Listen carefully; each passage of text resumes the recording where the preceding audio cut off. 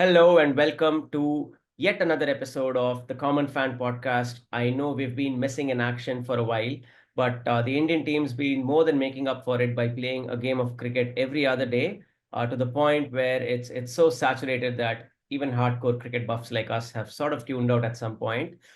We've actually not tuned out. I mean, I did follow a few of the games. I know Manan and PK have been following some of the games as well, but the Border Gavaskar Trophy is upon us. Less than 24 hours to go, and I don't know if there is a bigger test series that cricket fans are looking forward to in the world these days. Because I'm extremely biased, and I would say that this is bigger than the Ashes.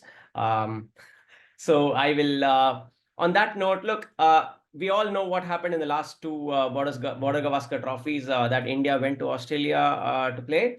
We beat them fair and square, even though commentators in Australia might have some issues about it, like the Honorable Tim Lane had issues in 2018. His excuse was that Smith and Warner weren't in the squad, so the trophy comes with an asterisk. Having said that, India went with like a tier three team in 2021 during the COVID days. And again, we all know what happened there. The rise of Rishabh Pant and miscellaneous other players like Washington Sundar, that no look six of Nathan Lyon, uh, and so many more amazing moments. Will India be able to recreate all of those, or rather, match up to that kind of a performance in this Border Gavaskar Trophy? It remains to be seen. For a lot of us in India, I mean, my personal circumstances have changed a bit. I was in Australia during the last two visits that India made to Australia. This time around, I'm going to be following this series from the home of cricket in India, which is Chennai, obviously, because we're a knowledgeable Chennai crowd. Um, the good thing about the Border Gavaskar Trophy for Indians is that this offers an excellent opportunity for us Indians to reset our sleep cycles, because the games begin really early and we're sort of being eased into it because the first game is in Perth. So we don't have to really wake up too early. The game starts at 7:50 a.m. India time. So I'm sure for a lot of us, for a lot of you who, if you're like me, waking up at 10 o'clock every day, then this is the chance to reset your body clock and start a healthy lifestyle. So cricket is actually good for your health. That's the inference I'm making from here. I'm sure Manan, who's sitting in Delhi with an air quality index of upwards of 600, would beg to disagree about cricket being good for our health. But having said that, I will pass it on to Manan to talk about the clarity of the broadcast vis-a-vis the clarity of the air outside in Delhi. Over to you, Manan. Welcome to the podcast. Thanks, Vijay. Hey, Prasanna. Yeah, of course, the AQI today is 400 plus, so it's not as bad as it was the last few days. Of course, it's much more difficult for any Aussie fan or Chennai to imagine a 400 AQI and people living here. Nonetheless, the cricket, there's so much happening. Indian team was playing in South Africa. They had a drubbing in India with the whitewash against New Zealand. Then they are playing PS5 right now as part of the preparation to the first test. And apparently, Sarfaraz yesterday scored like 12 sixes in that game. That's maybe the use of technology, and I hope we see not 25 for 3 but 25 for 2 tomorrow after the first hour. Having said that, no, I won't lie when I say that I was kind of losing interest in cricket over the past few months. Of course, the dip started after the date that should not be named here. But hopefully with BGT things will improve. And given that BGT is any day better than the Ashes in terms of hype and everything else. So I'm definitely looking forward to it, looking forward to how Padikkal, how maybe Kohli and Rohit and Ashwin and Jadeja perform on their last Australia tour and some bit of banter from the Aussies as well in terms of sledging. I'm not sure if you guys saw that video where all the Aussie players were asked to name one person from the Indian team who should join the Australian team. Everybody, of course, named Virat, Ashwin, Jadeja, and Rohit. And Pat Cummins, our man, said, "I don't need anybody from the Indian team in the Australian side." So that was a good one to start with. Over to you, PK, in terms of how you're feeling in Australia. Of course, who are you rooting for is always the question when it comes to you. So over to you. Tell me. And before PK, sorry to interrupt, but before you go, I would like to welcome a very special guest to our podcast, the Honorable President-elect of the United States, Donald Trump, and his emissary Pradyut Vatsa, who has joined us on this podcast. Welcome to the podcast, Pradyut. It's of course good times. It's BGT, so it's going to be epic. So it's great to have you on the podcast. Now over to the fake Aussie, Prasanna Kovalam, who's got an impressive mustache to go. Are you also growing out a mullet, mate? No, I'm not growing out a mullet. I do need to get a haircut. I'm not growing out a mullet. Good afternoon, Manan, Vijay, and Parry. Hope you're all doing well, and good afternoon to all our listeners and viewers from across the world. I am excited. The Border Gavaskar Trophy, the biggest trophy in world cricket. India's coming off a bit of a drubbing at home, 3-0, the first ever time. A new coach who, at a recent press conference, decided to sledge Ricky Ponting as well. And without their stand-in captain, where India's decided to do the Aussie way, is give the bowler the captaincy armband with Jasprit Bumrah, boom boom Bumrah, in Perth. I'm excited. For whatever reasons, unfortunately, I will not be able to watch the cricket live this time around. But I know Mr. Pradyut Vatsa is looking to attend 3 out of the 5 tests. So good on him for that. But yes, look, it's been great. I've been following the cricket bits and bobs, definitely not about the T20, but definitely test matches. But I'll hand it over to Parry. Parry, how excited are you? Yeah, is it the first time we are having a 5-test Border Gavaskar? Yes. Yeah, that's right. So very excited. Obviously, my dad's coming next week, and he's the one. I must say, the BGTs of the '90s, and his passion for seeing Indians get drubbed in Australia was what got me into cricket in the first place. Getting up at 5 a.m. was a ritual at my place. He was a busy man, worked 70 plus hours almost all his life. So it was I saw very little of him growing up. And some of my fondest memories, in fact, is with him is just waking up at 5 a.m. and watching India get hammered, and still hope that we'll somehow make something of the game. And Sachin getting a lot of rough decisions and all of that stuff. So a lot of fond memories, nostalgia memories again, something that I cherish a lot. Border Gavaskar. I've lost a lot of interest in cricket, probably before Manan's been losing it. But with the Border Gavaskar, it's always been something that has brought my attention back. I've got all my subscriptions sorted. Planning's underway to get to Adelaide for the pink ball test for the first time. Then obviously Boxing Day is something that I don't want to miss. And then the Sydney cricket, which is the home test for us Sydney siders. So yeah, look, very excited. Even if we don't win this time, we have been winning here twice. So those desires have subsided a little bit. I do want to see a final Virat swan song. The media has been hyping him up in a big way, as we all can see on the memes on social media. So hopefully it's kind of stoking his ego in the right way. Some good bold decisions with Padikkal, etc. All excited to look forward to them. It's a shame Rohit's not playing the first game though.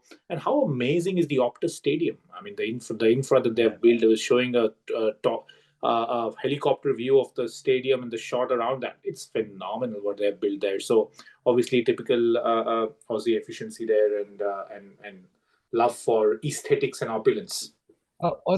On that note, Perry, I always wonder why the Indian broadcast is never as clean. Of course, if you're in Delhi, I understand there's a lot of pollution here, but what about other cities, Bangalore weather and whatnot? It's never as clean, as green, as pretty viewing. Why is that? I think Vijay would probably. Look, I think that's got more to do with the general infrastructure just catching up in a country like India versus Australia. Also, let's face it, Australia is a huge country with 2 less people, and therefore it's got huge swaths of empty spaces. And obviously, that's going to mean, like, the less populated these places are, the less the pollution is, the less clearer things are. I mean, you could look at a broadcast in Dharmasala or something, and it'd probably be on par with the Perth Stadium. I mean, in terms of how it looks on TV.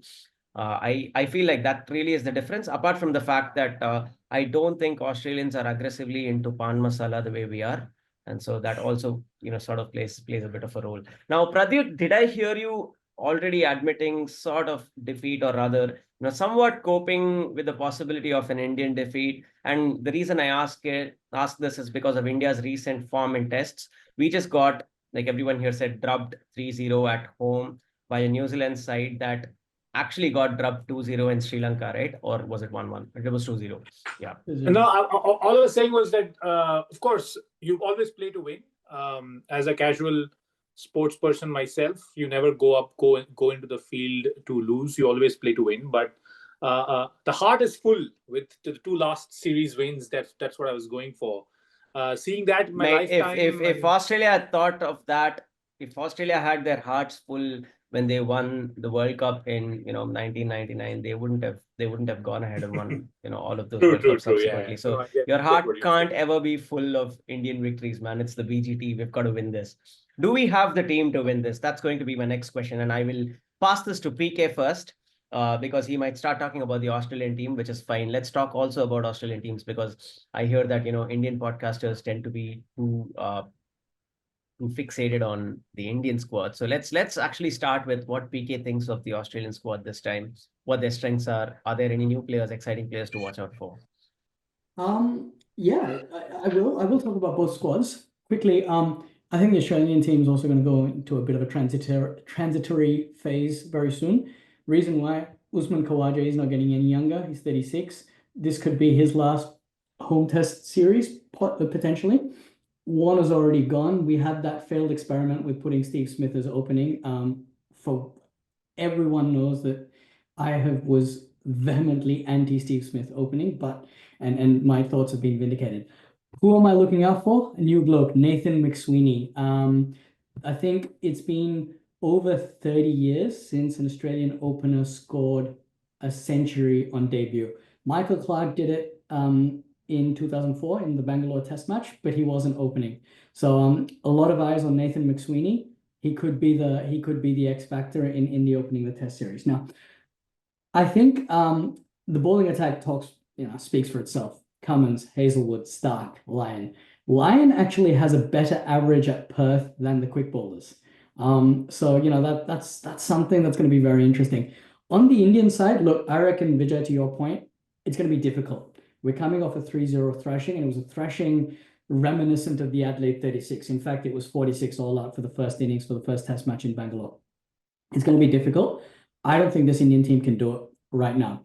You've got very fresh faces, and you've got an untested number 3 in Padikkal, which is the number 3 bat position. You look at the Dravids, you look at the Pontings, you look at the Bradmans, given to the best batter in the team, right? I don't think Padikkal's there yet. I don't think we've got a stand-in number 3 yet. That being said, usually you take 1 or 2 Australian tests to really get into the groove. Of course, Virat Kohli is a league of his own, but his century in 2011, 2012, when he made his first test tour here, and then it took 2 or 3 to get to winning the series in 2018, 2019, and then 2020, 2021. So I reckon, not this series, but the next series could be the coming of the Jaiswals, the Padikkals, the Nitish Reddy, the bowlers, the Mukesh Kumars and stuff.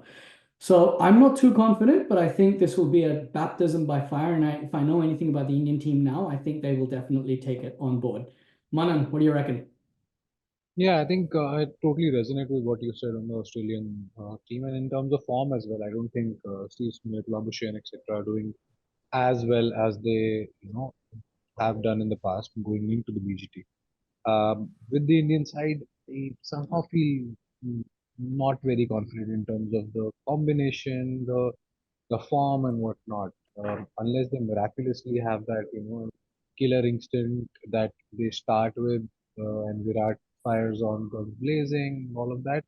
I doubt whether we'll do well, especially as a batting unit here, because we need the grit and determination of Pujara or Rahane that happened for the last 2 series, and that's what is required in Australia right now.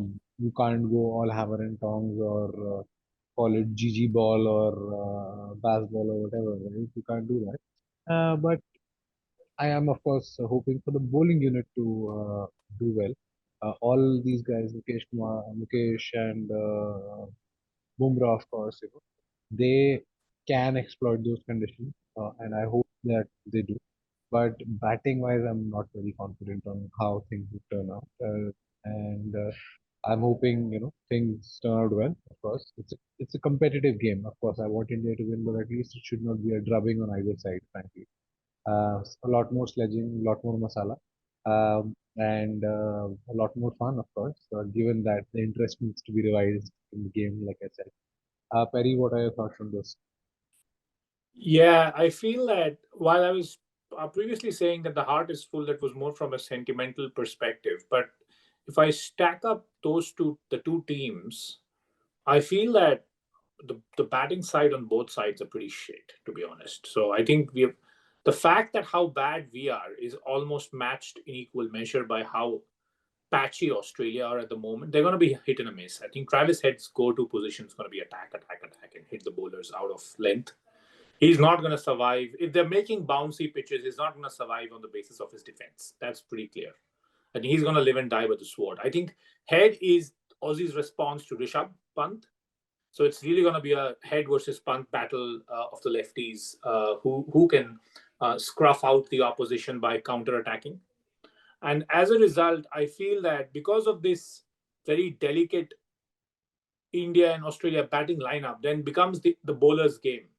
I do feel that some of the Aussie bowlers are over the hill a little bit, which isn't talked about enough. For example, I think Mitchell Starc, for example, can have these long patches of nothingness, and then suddenly can be impactful here and there. And so I don't think he's going to, over 10 innings of bowling, I would say his effectiveness is going to be about 30%. So he'll be good in about 3 innings. The other 7 is going to be pretty all right. And you have to see off certain spells, but he's not going to be deadly.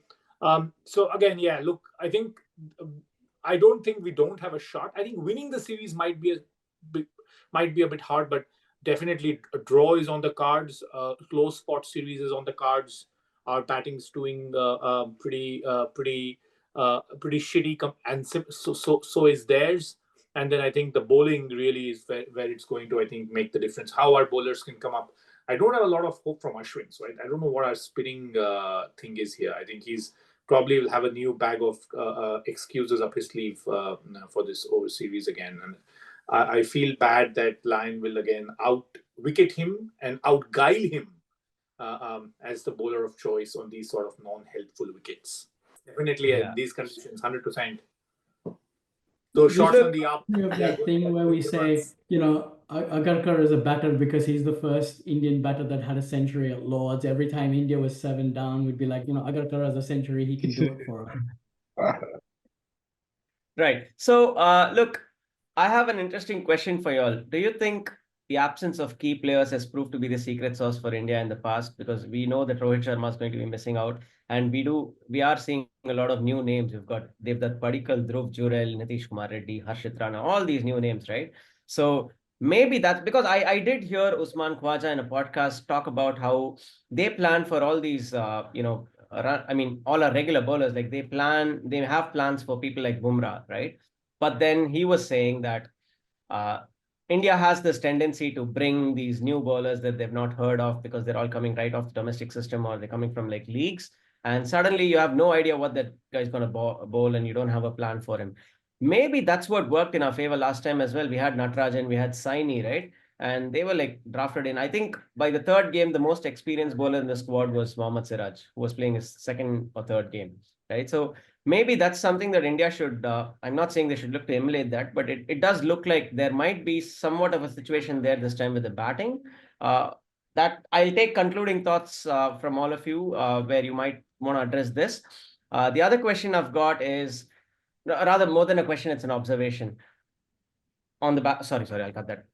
Yeah. So we'll take your closing thoughts about the new players in the Indian squad, as well as I feel like there's going to be a lot of those 1 bad hours or 1 hour phases in the game that are going to change a lot of the outcomes. And this is on the back of what Pradyut said about, bouncy wickets and the batting being overall shit in both squads, right? So what might be the game changer is a Travis Head or a Rishabh Pant playing that 1 hour innings where they score big and that kind of changes the course of the game. What are your thoughts on that, Manan? And after that, we'll go to PK. and Pradyut to close this Do we one. go to Pratyut first? You want Yeah. to say Pratyut because he's Yeah, gonna okay. lead. Yeah. What are your thoughts on Yeah, that, Pradyut?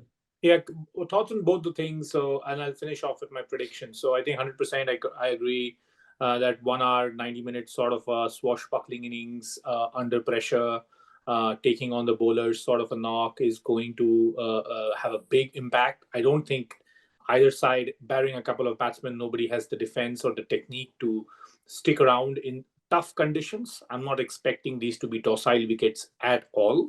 So that is definitely going to be a game changer. About the infusion of young blood, well, it happened by chance last time. I don't think we'll see it again, but we just saw again Gill broke his thumb or something, and then you got Padikkal dropped in. So you will see some of this in a 5 test series. It's so much drama and uh, so much drama and mystery and mystique and all of that stuff, and this is part of that. I think just in another great man, another sport I love, retired very recently, Rafa Nadal, and they talked about a line that it is probably apt here as well. Um, um, Greatness, all greatness demands of you is everything. So I think the youngsters who get thrown into the mix, they're willing to put everything on the line because reputations are there to be made and glory is there to be achieved, and as a result you have this thing. Finally, I'll end with my prediction of the series being at I think it's going to be 2-2 India Australia. So that's where I would end. Yeah, I pass it on to Manan. Yeah, of course, there might be certain injuries given the experience that we've had in the past. Dr. Gigi, sorry, might either announce a few injuries or he might just beat them up, literally, and then get the young blood in and surprise us Aussie.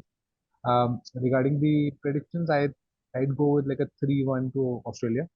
I hope I'm wrong, but we probably sneak out a draw if it rains or maybe Ashwin or somebody else just gets hit on the body a lot more than required. 3-1 to Australia is what my prediction is. I'll start with the prediction. I reckon, Manan, you're right, 3-1. I think it's just a bit too much for India this time around. And compared to last time when India was playing Australia was playing a C grade team, India could probably get away with that in one match or two matches. I don't think they can get away with that in a series. In terms of the bowling attack, I know batting both sides not been great, but in terms of the bowling attack, you've got, let's say Hazelwood comes open, you've got Stark, Lyon at the back end, right? In the case of India, you've got Bumrah, Siraj. Who do you have first change? Who do you have second change? That's going to be the key, and that's how they're going to handle pressure. That's going to be the key. Look, I think there's going to be a six game series for the Border Gavaskar Trophy. The sixth game will be Gautam Gambhir and Ricky Ponting going it on at a boxing ring that's going to be hastily constructed at the SCG, just absolutely punching the shit out of each other. And let's see what happens there. Vijay. I think Gautam Gambhir is going to be talking a lot in that series as well, and the one landing the punches is probably going to be Ricky Ponting. That's my prediction for that game. As far as the series goes, I think it's going to be a 3-2 because I don't think a draw is a possibility in any of these games, unless, of course, Sydney decides to, absolutely piss down like it usually does during the New Year's test. So I still think all of these games are going to end within 3 or 4 days max. I don't see the possibility of a draw unless weather forces it, and I'm hoping it doesn't. I don't know what the weather's like right now in Australia, PK. So I was just gonna say, Vijay, Parry, I'm gonna be in India, but if you want the pads to line up with the Indian cricket team, I think you've got a set of house keys. You can just take my pads and my helmet. yeah, that's really what it takes to get into the Indian team. Wear PK's pads and you're Right. through. Yeah, if Rahul can get through, anybody else can. I think that's what he's going. Anyway, Give on KL that, Rahul.